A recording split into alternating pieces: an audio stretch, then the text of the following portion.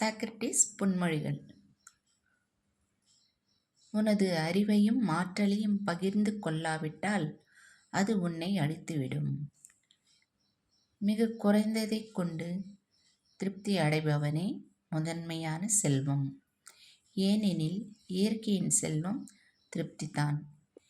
தேவைகள் குறையும் அளவிற்கே தெய்வத்தன்மையை அடைவோம். மலர்களைச் சுற்றி மனம் கமழும், அதுபோலத்தான் செயற்கரிய செயல்களை சூழ்ந்து புகழ் திகழும். பிறர் குறையைக் காண்பவன் அரை மனிதன், தன் குறையைக் காண்பவன் முழு மனிதன். உன் அன்பின் தன்மைக்கு ஏற்றபடி உன் செயல்கள் அமையும். உன் செயல்களுக்கு ஏற்றபடி உன் வாழ்க்கை அமையும்.